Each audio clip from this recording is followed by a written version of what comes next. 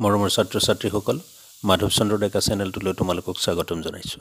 আজিৰ ভিডিঅ'টোত তোমালোকলৈ লৈ আহিছোঁ পঞ্চম মানৰ পৰিৱেশ বিষয়ৰ আমাৰ দেশ নামৰ পাঠটোৰ প্ৰশ্নোত্তৰসমূহ আৰু কেইটামান অতিৰিক্ত প্ৰশ্ন আৰু তাৰ উত্তৰ।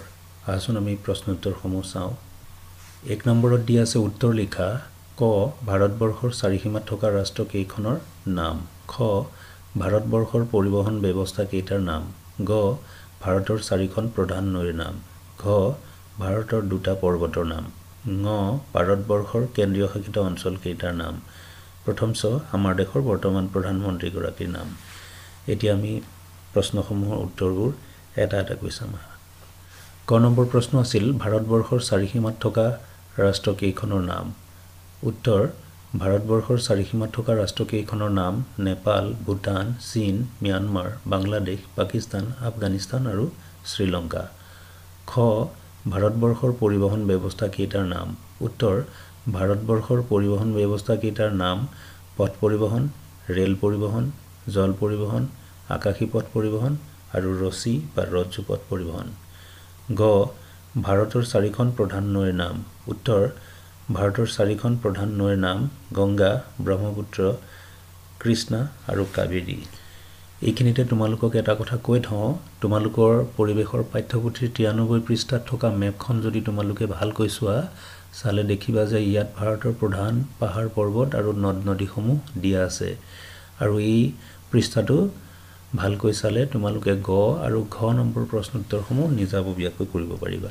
ঘ নম্বৰ প্ৰশ্নটো আছিল ভাৰতৰ দুটা পৰ্বতৰ নাম। উত্তৰ ভাৰতৰ দুটা পৰ্বতৰ নাম বিন্ধ্য পৰ্বত আৰু আৰাৱল্লী পৰ্বত। ঙ নম্বৰ ভাৰতবৰ্ষৰ কেন্দ্ৰীয় শাসিত অঞ্চল কেইটাৰ নাম।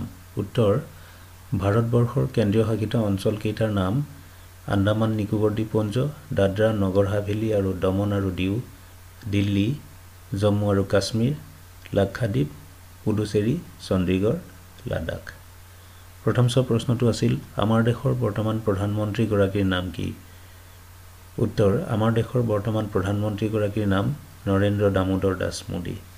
2 নম্বৰ প্ৰশ্নত আছে ক অংশৰ লগত খ অংশ মিলাই লিখা।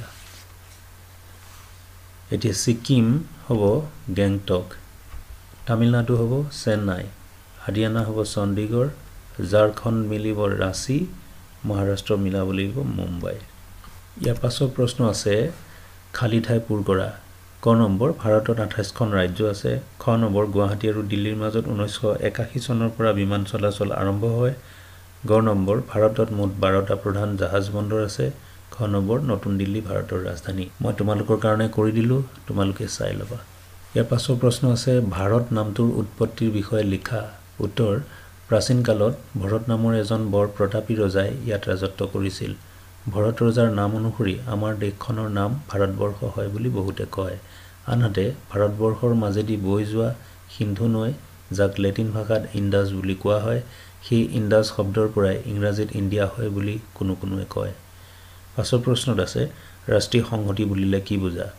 উত্তৰ হ'ব জাতি, বৰ্ণ, ভাষা, ধৰ্ম নিৰ্বিশেষে একাত্ম হৈ দেশ আৰু দেশৰ জনগণৰ প্ৰতি যি সন্মান আৰু সদ্ভাৱ দেখুওৱা হয় সেয়াই হৈছে ৰাষ্ট্ৰীয় সংহতি। এতিয়া আমি অতিৰিক্ত প্ৰশ্ন কেইটা চাওঁ আহচোন। 1 নম্বৰত ভূ-প্ৰাকৃতিকভাৱে ভাৰতক কেইটা ভাগত ভগাব পাৰি আৰু কি কি।